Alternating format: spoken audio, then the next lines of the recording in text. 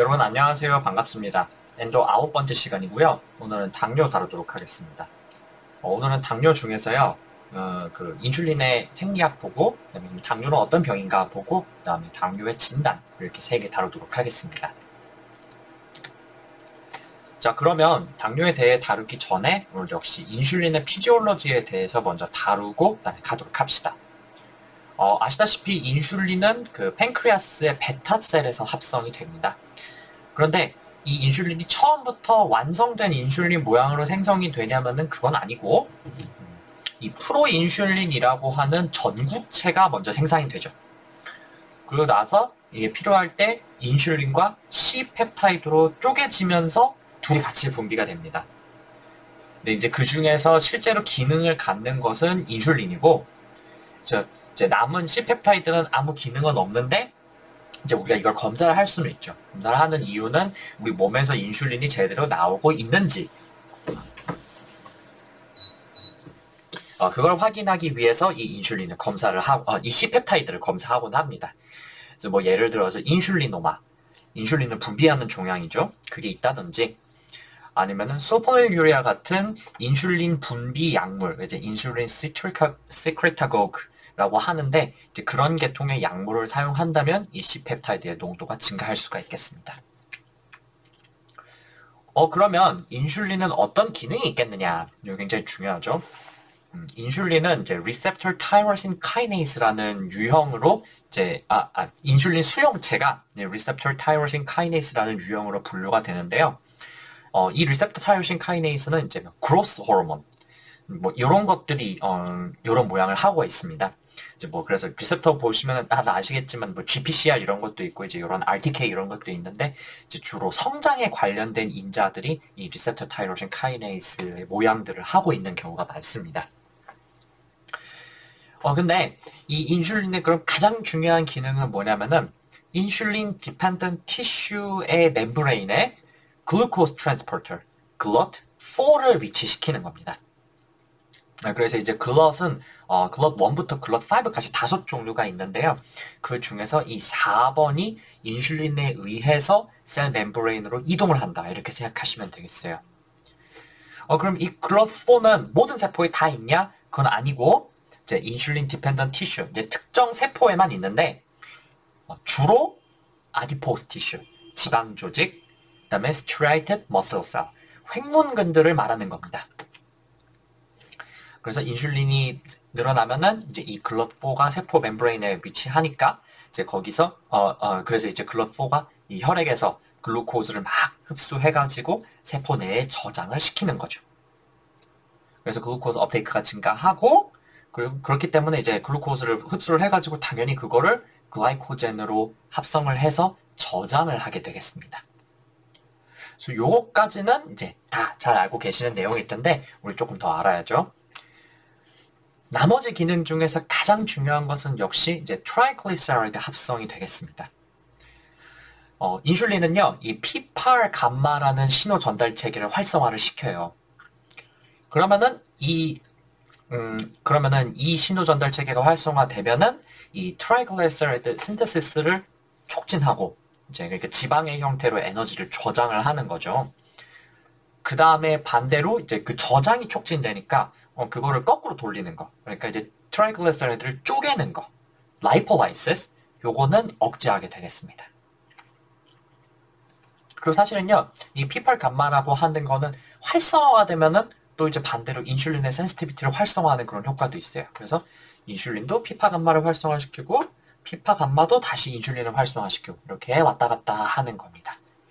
요 피파 감마라고 하는 거를 이용한 게 그래서 이제 인슐린 당뇨 치료 약자 중에 사이아졸린 다이온이라는 약이죠. 기억해 두시면 좋을 것 같고요.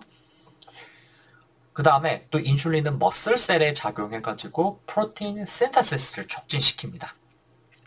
그래서 왜 그 근육 많이 키우려고 약 맞는 사람들이 있잖아요. 그래서 그 약물 중에 인슐린을 포함시키기도 합니다. 요거를 맞고 그 다음에 막 음식 같은 걸 많이 먹은 다음에 운동을 하면은 근육의 순식간에 펌핑이 되는 거죠. 그 다음에 또 다른 기능으로는 이제 키드니에서 소듐 리텐션을 증가시킨다 이렇게 돼 있는데 요거는 글쎄 별로 중요한 기능은 아닌 것 같고, 그 다음에 이제 인슐린이랑 반대가 되는 거. 글루카곤. 글루카곤의 분비를 억제하는 기능도 있고요. 마지막으로 시험에 참 잘 나오는 게 인슐린이 혈액에 돌아다니면은 그 칼륨을 세포 안으로 집어넣는 효과가 있어요. 그래서 intracellular shift of potassium 이렇게 되어 있고, 그래서 제가 저번에 한번 그 네프롤로지 때 다뤘지만은 하이퍼칼레미아가 있으면은 그걸 치료하기 위해서 인슐린을 쓸 수가 있고, 그 다음에 반대로 인슐린 치료를 할 때, 예를 들어 DKA라든지 HHS가 있다든지 그러면은 그때 인슐린을 치료를 해야 되잖아요.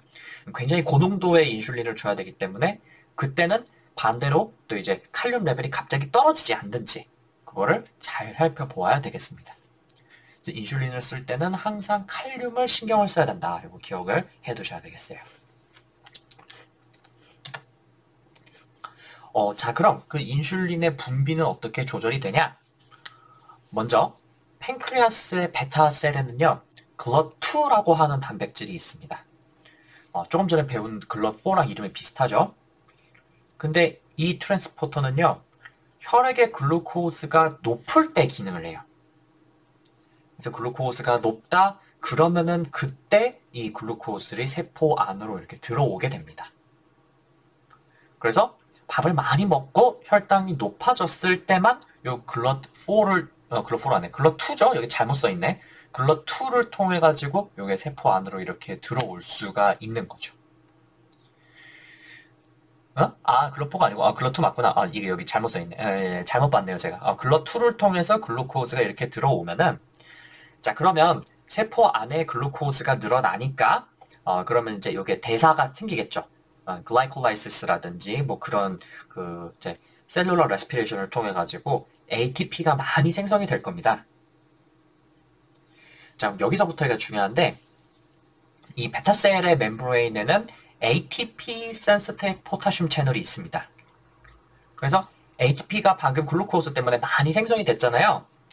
그러면은 얘가 이 ATP sensitive 포타슘 채널에 결합을 해요. 자, 여러분 여기 잘 생각해 보세요. 이 채널의 역할은 뭐냐면은 포타슘이 세포 안에서 밖으로 빠져나갈 수 있도록 길을 열어놓는 거예요. 원래 포타슘은 세포 안쪽에 많고 그다음에 세포 바깥쪽에는 적잖아요. 그래서 포타슘이 이렇게 세포 안쪽에서 바깥쪽으로 계속 빠져나가고 있는데, 여러분 제가 저번에 그 셀 멤브레인의 네거티브 차트, 그러니까 이 셀 멤브레인의 그 폴라리제이션을 유지하고 있는 가장 강한 원동력이 뭐라고 설명드렸는지 혹시 기억나세요? 이거 기억나시면 공부 정말 열심히 하신 거예요.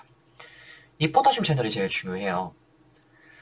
항상 일정량의 포타슘이 세포 안쪽에서 바깥쪽으로 빠져나가고 있으니까 포지티브 차지, 그러니까 캐타이온이 밖으로 빠져나가고 있는 거잖아요.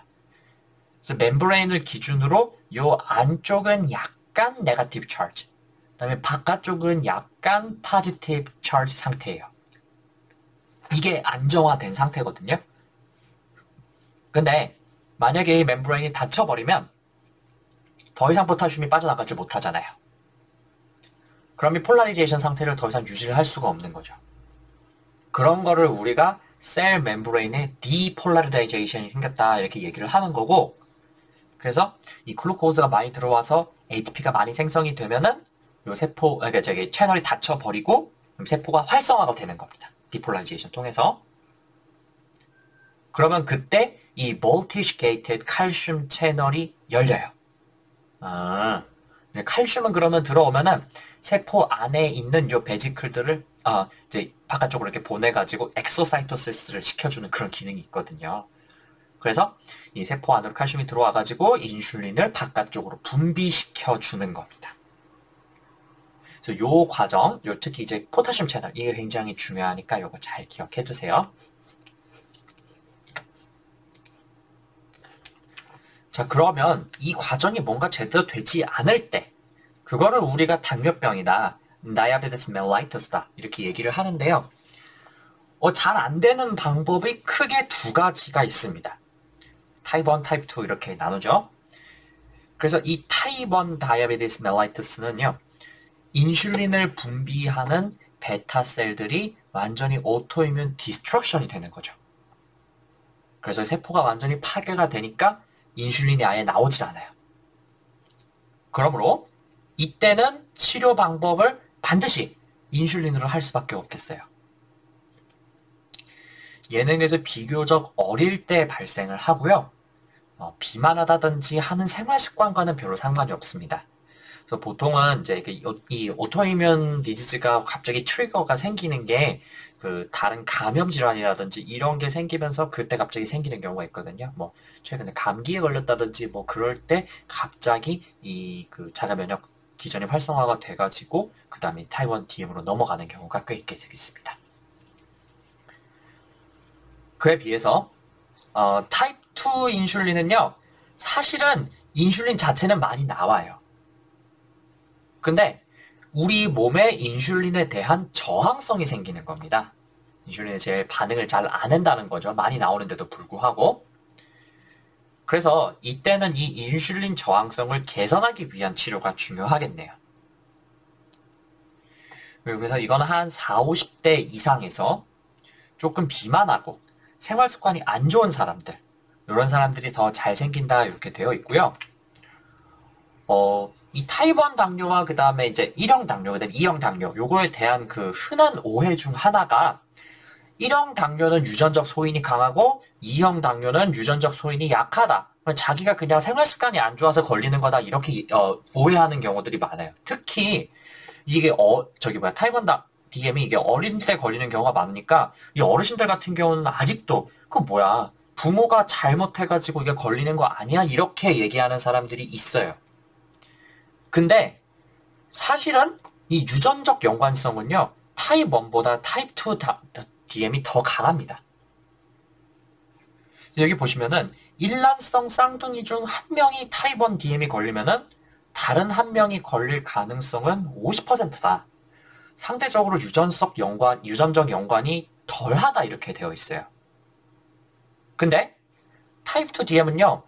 일란성 쌍둥이 중에 한 명이 걸리면 다른 한 명이 걸릴 확률이 90%래요. 유전적 소인이 더 강한 거죠. 물론 요거는 그런 얘기는 있어요. 보통 한 가족끼리 비슷한 생활 습관을 공유를 하니까 이게 유전적 연관성이 더 강해 보이는 거 아니냐. 이제 생활 습관 병인데 우리가 그거를 유전성 병이다 이렇게 얘기를 하는 거다 이렇게 얘기하는 사람도 있기는 한데 이제 그런 거를 감안해도 타입 2 DM의 유전적 연관성이 더 강하다 그럽니다. 그래서 이 타입 1 DM은 인슐린이 아예 나오지를 않기 때문에 여기 그 얘기가 그러니까 이제 인슐린 레벨이 어떻게 되냐면은 굉장히 떨어져요. 인슐린 레벨이 굉장히 떨어지죠. 뭐 직접 재도 당연히 낮게 나올 거고 그다음에 아니면 조금 전에 C펩타이드라는 걸 통해서 인슐린 레벨을 간접적으로 측정할 수 있다고 말씀드렸잖아요. 그 C펩타이드 레벨도 낮겠죠. 인슐린이 안 나오니까. 그래서 요거는 그 다이아베틱 키토아시도시스 DKA가 잘 생깁니다. 이제 그 타입 1 DM이 첫 클리니컬 매니페스테이션을 DKA로 오는 경우가 꽤 있죠. 근데 타입 2 DM은요.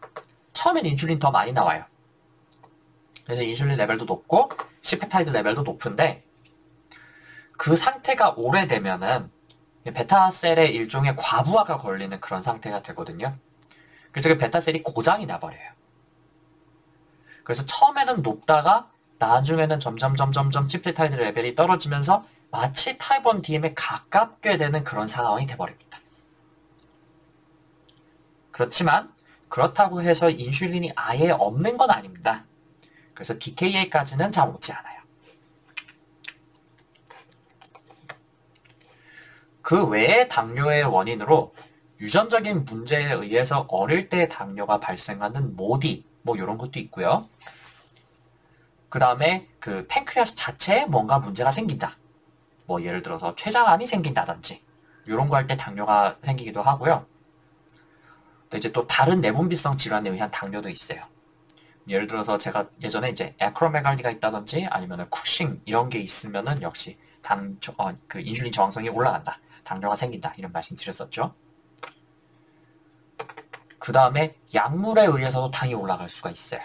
대표적으로 이제 쿠싱이랑 글루코코르티코이드. 글루코코르티코이드를 외부에서 줬을 때도 마찬가지고 그다음에 베타블로커나 사야자이드. 그 다음에 칼슘 이니비터 계열. 여기 중에서 그 타크롤리무스, 그다음에 사이클로스포린 이런 것들이 대표적이거든요. 그래서 이런 것들도 당뇨를 일으킬 수 있다 이렇게 되어 있는데 뭐 그 자체로 멀쩡하던 사람이 당뇨까지 가느냐 하냐면은 뭐 그 정도까지는 아니지만요. 뭐 당뇨랑 보통 다른 기저질환이 같이 있는 경우가 있잖아요. 뭐 예를 들어서 당뇨가 있고 고혈압 같이 있을 수 있죠. heart failure 그런 게 있을 수가 있어요. 아니면은 당뇨 때문에 그 이제 결국은 ESRD까지 가가지고 그 KT를 했을 수가 있어요. 그런 경우에 요 베타블로커라든지 사야자이드, 칼슘유닌 이니비터 이런 약제들을 사용을 해야 되잖아요. 그러면은 이런 약제를 사용하기 시작했을 때 원래 당이 좀 조절이 잘 되다가도 갑자기 안 될 수가 있다는 거죠. 그래서 가능하면 이런 약들은 최대한 피하는 게 좋겠어요. 당뇨 환자에서. 그런데 꼭 필요하다면 어쩔 수 없이 써야죠. 대신에 당 조절에 조금 더 신경을 써야겠습니다. 그래서 당뇨에서 중요하게 보이는 수치가 두 가지가 있습니다. 첫 번째는 HbA1c, 당화혈색소라고 하는 거죠. 이건 뭐냐면은 여러분 우리 몸의 단백질은요 항상 순수하게 아미노아시드로만 구성이 되어 있냐면은 그렇지는 않아요. 어떤 거는 거기다가 글루코스 같은 당을 붙이기도 하거든요. 근데 일부러 어떤 목적이 있어가지고 엔자임을 통해서 당을 붙이는 거를 글라이코실레이션이라고 불러요. 그런데 그게 아니라 이제 글루코스 자체도 이거는 알도스라고 하죠. 근데 알데하이드 같은 그런 기능이 알데하이드이기 때문에 그게 이제 어느 단백질이라든지 이런 데 들러붙을 수가 있거든요. 그래서 글루코스가 엔자임 없이 아무데나 달라붙는 거 그런 거를 non-enzymatic glycation이라고 합니다. 그래서 히모글로빈의 글라이케이션이 되면은 그거를 우리가 glycated hemoglobin, HbA1c라고 부르는 거죠. 그런데 정상인은요, 전체 헤모글로빈의 한 4에서 6% 정도. 그래서 원칙은 5.6% 이하여야 정상이다 이렇게 부릅니다. 여기까지면은 이제 정상인데 당이 올라가면 올라갈수록 이게 점점 더 많이 일어나겠죠. 이 5.6% 이상이라면은 당 조절에 문제가 있다 이렇게 얘기를 하는 겁니다. 그래서 이 당화혈색소 수치는요. 대략 지난 3개월간의 평균 당 수치를 확인할 수가 있는 방법이에요. 그래서 HbA1c가 1% 상승했다. 그렇다면은 지난 3개월간 당 수치가 평균적으로 30 정도 상승했구나 이렇게 볼 수가 있겠습니다. 그래서 대략적인 기준을 우리가 이제 보통 그 혈당을 잴 때는 이제 그 공복 혈당 기준으로 얘기를 하잖아요. 그래서 HbA1c가 한 6% 나왔으면은 공복 혈당은 한 126 정도 되겠구나 이렇게 생각을 할 수가 있겠어요. 그래서 당뇨 있는 분들은 물론 이제 식전 식후 혈당을 다 재고 꾸준하게 조절을 하면 제일 좋겠지만 현실적으로 그거 할 때마다 이렇게 바늘 찔러가지고 피를 내고 하는 것도 정말 쉽지 않기 때문에 보통은 이 당화혈색소를 기준으로 당을 조절하게 되겠어요. 그래서 일반적으로 치료를 할 때 당화혈색소의 목표치는 7%가 되겠습니다. 아예 철저하게 조절해가지고 거의 정상인에 가깝게 이렇게 만들어버리면 더 좋은 거 아닌가요? 라고 생각할 수 있겠는데 제가 조금 뒤에 말씀드리겠지만은 이걸 더 낮춰가지고 거의 뭐 일반인 수준으로 만든다고 더 좋냐면은 그렇지는 않아요. 그래서 뭐 병에 걸린 지가 얼마 안 된 젊은 사람이라든지 아니면은 이제 젊은 사람이라면은 이제 앞으로 기대 여명이 길겠죠. 오래 살 거니까. 그런 사람 그리고 이제 뭐 스트로크, 그다음에 coronary artery disease, peripheral artery disease 같은 cardiovascular disease가 뚜렷하게 없는 사람. 요런 사람은 6.5% 미만으로 아주 철저하게 조절을 하기도 하는데 일반적으로 우리가 목표치를 잡을 때는 7%로 잡는다. 그리고 당뇨를 조절하는 것도 물론 중요하지만 당뇨에 동반될 수 있는 고혈압이나 아니면 고지혈증의 치료가 더 중요하다 이렇게 되어 있습니다. 그다음에 또 한 가지 중요한 수치가 C펩타이드죠. 말씀드렸다시피 이거는 우리 몸에서 인슐린이 생성되면서 나오는 부산물이에요. 그래서 이제 C펩타이드의 농도는 이제 엔도지너스 인슐린, 내 몸에서 만들어진 인슐린이죠. 그거의 농도를 반영한다 이렇게 볼 수가 있겠어요. 그러므로 이 C펩타이드의 농도는 지금 내 몸에서 인슐린이 얼마나 나오고 있는지, 즉 베타셀이 얼마나 기능하고 있는지를 확인하는 방법이 되겠습니다. 그래서 예를 들어서 인슐리노마다, 그래서 인슐린을 분비하는 종양이 내 몸에 있다. 그렇다면 인슐린 레벨도 높고 그 다음에 C펩타이드 레벨도 높게 나올 텐데요. 반대로 엑소지너스 인슐린, 외부에서 치료 목적으로 인슐린을 공급했다. 그렇다면은 인슐린 레벨은 높게 나오겠지만 C펩타이드 레벨은 낮게 나오겠습니다. 그래서 특히 이제 응급실에 하이포글라이세미아 환자가 온다면은 우리가 반드시 인슐린 레벨과 C펩타이드 레벨을 재볼 텐데요. 만약에 C펩타이드가 높다. 그렇다면은 이제 인슐린이 우리 몸에서 많이 나왔기 때문에 당이 떨어졌구나 이렇게 볼 수가 있겠어요. 그래서 그럴 때는 이제 인슐린 분비 종양, 아니면은 인슐린을 더 많이 분비하게 하는 약물, 술포닉 유리아 같은 거, 이런 거를 복용해서 그렇게 됐구나 이렇게 생각을 할 수가 있겠고요. 반대로 이제 혈당이 떨어졌는데 인슐린 레벨은 높게 나온다. 근데 C펩타이드는 낮게 나온다. 그렇다면 이때는 외부에서 인슐린을 주입했기 때문에 하이포글라이세미아가 왔구나 이렇게 생각을 할 수가 있겠어요. 그래서 요거 종종 나오는 내용이니까 이거 기억해 두시면 좋겠습니다.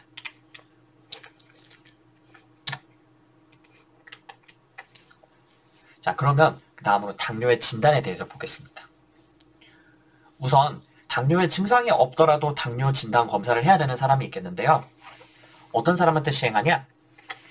나이가 45세 이상이라면 무조건 합니다. 그리고 여기서 정상이다? 그렇다면 적어도 3년 이내에 검사를 하는 게 원칙이 되겠고요. 만약에 당뇨의 리스크가 높아 보인다? 그렇다면 그때는 1년마다 검사를 할 수도 있겠습니다. 그럼 그 리스크가 높은 사람이라 하면 어떤 사람을 얘기하냐면, 첫 번째, BMI가 높은 사람. 서양 사람 기준으로는 BMI가 25가 기준인데 우리 같은 아시아는 23을 기준으로 정상과 경도 비만을 나누게 되겠습니다. 이건 이유가 이제 아시아는 유전적으로 조금 더 당뇨에 취약하다 그래요. 여기 기준을 조금 더 낮춘 거고, 그리고 또 이제 움직이기 싫어하는 사람, 이제 저처럼 이제 운동하기 싫어하고 맨날 방에서 유튜브 보고 이런 사람은 설령 말랐다고 하더라도 당뇨의 리스크가 있겠네요. 그리고 당뇨는 아까 유전적 소인이 강한다 그랬잖아요. 그래서 이제 first degree relative, 부모 형제나 아니면 자식이 당뇨다. 그렇다면 역시 리스크가 있겠고요. 또 시험에 잘 나오는 게 임신 도중에 당뇨가 발견된 사람입니다. 그래서 4kg 초과의 과체중 신생아를 낳은 산모, 이거 뭐 우량아라고 이렇게 얘기를 하는 경우도 있는데 4kg가 넘은 정도라면은 그거는 이제 단순히 우량한 수준이 아니라 당뇨가 있어가지고 아기한테서 그 혈당이 높아가지고 애가 너무 커졌다 이렇게 볼 수가 있는 거죠. 그런 사람이나 아니면은 임신 도중에 임신성 당뇨가 발견된 사람. 이런 사람은 아이를 낳고 나서 한 6개월 정도 뒤에 당뇨 검사를 다시 해가지고요. 현성 당뇨가 있는지를 확인해 볼 필요가 있겠습니다. 그리고 또 이 오른쪽 사진처럼 목 부분이나 아니면은 겨드랑이 부분이 이렇게 시커멓게 되면서 여기 보시면 쥐자처럼 이렇게 스킨 태그가 이렇게 튀어나와 있는 거를 보실 수가 있죠. 요런 거를 Acanthosis nigricанс라고 하는데요. 이게 인슐린 저항성을 보여주는 신체 검사 소견입니다. 이런 사람은 당뇨 검사를 꼭 한번 해봐야겠죠. 그리고 이제 다른 내과적인 질환이 있는 경우, 예를 들어서 혈압이 140에 90 이상으로 높다거나 아니면 원래 고혈압으로 치료를 받고 있던 사람, 그리고 원래부터 이상 지질 혈증이 있는 사람, HDL이 낮거나 TG가 높은 사람, 그 다음에 Polycystic Ovary Syndrome, 요런 거 있으면은 이제 당뇨가 동반되어 있을 가능성이 높기 때문에 역시 당뇨 검사를 꼭 해봐야 되겠고요. 그 다음에 Any Cardiovascular Disease History, 역시 당뇨 검사를 빨리, 보통 사람보다 빠르게 자주 해야 되는 리스크가 되겠습니다. 마지막으로 전에 A1C 검사를 했는데 5.7 이상으로 높게 나왔다. 이 말은 당뇨까지는 아니더라도 이제 글루코스 인톨러런스가 있다는 뜻이거든요. 그래서 역시 당뇨로 진행할 리스크가 높다 이렇게 볼 수가 있겠습니다. 그래서 요거 정도는 이게 좀 나올 수가 있거든요. 그래서 그 뭐라고 해야 될까? 이게 특히 뭐 혈압, 고지질 혈증 요런 거를 주고 나서 추가로 해야 되는 검사가 뭐냐 이렇게 줄 수가 있는데 그럴 때 당뇨 검사 같이 해야 된다는 거 이거 기억해 두시면 좋겠습니다. 그러면 구체적으로 우리가 어떤 검사를 해서 어느 정도 수치가 높게 나오면은 당뇨라고 진단을 하느냐 보도록 합시다. 첫 번째는 A1C가 6.5 이상으로 높게 나온 사람입니다. 두 번째는요, 8시간 이상 공복 상태에서 혈당을 쟀는데 126 이상으로 높게 나온 사람이 있습니다. 그래서 이거 두 가지가 당뇨 검사의 가장 기본이 되겠어요. 전날 금식하고 오세요라고 한 다음에 아침에 혈당도 재고 그 다음에 A1C도 쟀는데 A1C가 6.5 이상이고 그 다음에 혈당도 126 이상 높게 나왔다. 그렇다면은 이 사람 당뇨겠구나 이렇게 생각을 할 수가 있겠어요.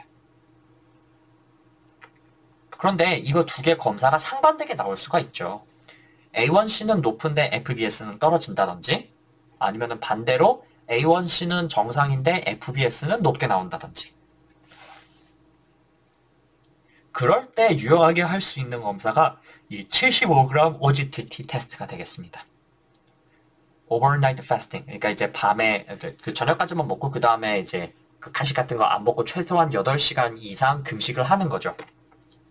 그리고 나서 글루코스를 75g 물에 타서 먹은 다음에 2시간 지나고 나서 플라스마 글루코스 레벨을 다시 재는 겁니다. 그러면은 요때는 정상인은 140 미만으로 나와야 되거든요. 그런데 200 이상으로 높게 나오더라. 그러면은 역시 이것도 당뇨의 진단 기준에 해당하겠습니다. 그래서 최종적으로 요 세 가지 검사 중에서 2가지 이상을 만족하면은 우리가 당뇨다 이렇게 확진을 하게 되겠어요. 다만 이 검사들에는 오류가 있을 수가 있습니다. 그래서 일단은 높게 나온다면은 재검을 해보는 게 원칙이라는 거. 네, 재검을 할 때는 정상치에 비해서 높게 나온 것을 재검을 하게 되겠습니다.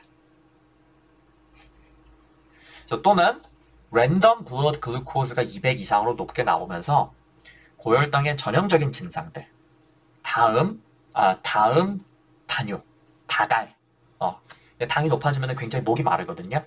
그래서 항상 물도 많이 먹고 그 다음에 소변도 많이 보는 사람. 그리고 당뇨 있으면은요 체중이 갑자기 빠질 수가 있어요. 이런 체중 감소가 있다든지 아니면은 고혈당성 위기, DKA나 HHS를 말하는 겁니다.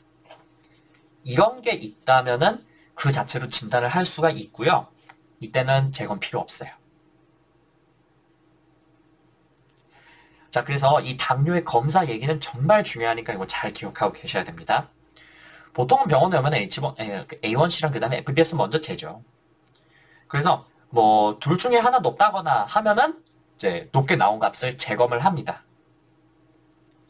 이제 재검을 했는데도 둘 다 높다? 그러면 거기서 진단 끝나고 만약에 둘 중 하나만 높게 나왔다. 그러면은 보통 이제 OGTT를 해가지고 200 이상 높게 나왔는지를 확인을 하고요. 그렇게 되면은 이제 그때 확진을 할 수가 있겠습니다.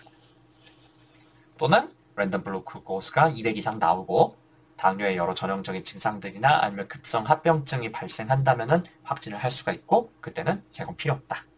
요거 다 시험에 잘 나오기 때문에 요거를 잘 기억하고 계셔야겠습니다. 자, 그럼 이렇게 당뇨로 확진이 바로 되는 사람도 있는데 당뇨까지는 아니지만 그래도 정상인에 비해서는 당이 좀 높다 이런 사람도 있어요. 그래서 이런 사람을 당뇨 전 단계 pre-diabetes라고 하고요. 이런 사람은 이후에 당뇨로 진행할 가능성도 높고요. 그 다음에 cardiovascular disease의 리스크도 높습니다. 그러므로 이런 사람은 당뇨약을 바로 먹을 필요까지는 없지만 아니면은 요즘 이제 개원가에서는 당뇨약 주기도 해요. 메트포르민을 이제 250g 정도로 굉장히 낮은 용량으로 줘서 이제 진작부터 조절을 시작을 하는 거죠. 어쨌든 그렇게 줄 수도 있겠지만 원칙은 일단 생활습관 개선입니다. 이거를 꼭 공유를 하고 그 다음에 동반되는 고혈압이나 아니면 디슬리피데미아가 있는지도 확인하고 만약에 그런 게 있다면은 잘 조절해 줘야 되는 그런 사람이 되겠어요. 그래서 이 프리다이아베티스는 여러 가지 카테고리로 나눌 수가 있는데 첫 번째는 공복 혈당 장애, impaired fasting glucose 환자입니다. 그래서 8시간 금식을 하면은 원래 혈당이 100 미만으로 떨어져야 되는데 100 미만 이상으로 높게 나오는 거죠. 근데 그렇다고 당뇨 환자처럼 126 이상으로 그 정도 높게 나오냐? 하면은 그 정도까지는 아닌 경우 그거를 우리가 그거를 이제 impaired fasting glucose 내당능 장애라고 얘기를 하는 거고요. 이제 FBS가 100에서 125 사이로 나온다. 이렇게 되겠습니다. 두 번째는 내당능 장애, impaired glucose tolerance가 되겠습니다. 이제 glucose tolerance를 하면 이제 밥을 먹으면은 당이 당연히 쭉 오르죠. 근데 시간이 조금 지나면은 인슐린이 나오면서 다시 당이 정상으로 쭉 떨어져야 되는데 그게 올랐다가 잘 떨어지지 않는다는 뜻이 되겠습니다. 요거는 75g OGTT를 한 다음에 정상인은 140 이하로 낮게 나와야 되는데 당뇨 환자는 또 이제 200 이상으로 높게 나와야 된다 그랬잖아요. 근데 140에서 199 사이로 애매하게 나오는 경우입니다. 이렇게 OGTT가 그래서 이렇게 공복 혈당 장애가 있는 사람 있잖아요. 요런 사람한테는 이제 그 75g OGTT를 해가지고 내당능 장애가 있는지 아니면은 이제 공복 혈당 장애 수준이 아니라 지금 당뇨까지 진행을 했는지 이런 거를 다시 확인을 해봐야 될 필요가 있겠습니다. 마지막으로 A1C가 정상인은 5.6 이하, 그 다음에 당뇨 환자는 6.5 이상으로 나와야 되는데 역시 그 사이로 나와야 되는 경우 이제 5.7에서 6.4 사이로 나온다면은 당뇨 전 단계다 이렇게 볼 수가 있겠습니다. 그래서 이것들 시험에 잘 나오기 때문에 각각을 잘 기억하고 계셔야 돼요. 이 공복 혈당 장애랑 내당능 장애의 의미를 가끔 헷갈릴 수가 있는데 잘 문제 보시고 그 다음에 이제 용어의 의미를 이제 그냥 한국말 의미 잘 기억해 보시면 되잖아요. 잘 기억해 두시면 되겠습니다. 자, 그럼 오늘은 당뇨 첫 시간 여기까지 하도록 하겠습니다. 네, 마지막에 다룬 당뇨의 진단이 제일 중요하니까 자세하게 기억하고 계셔야 되고요. 그러면은 이제 오늘 배운 내용을 바탕으로 다음 시간은 당뇨의 치료에 대해서 다루도록 할게요. 그럼 문제 풀어보시고요. 저는 다음 시간에 뵙도록 하겠습니다.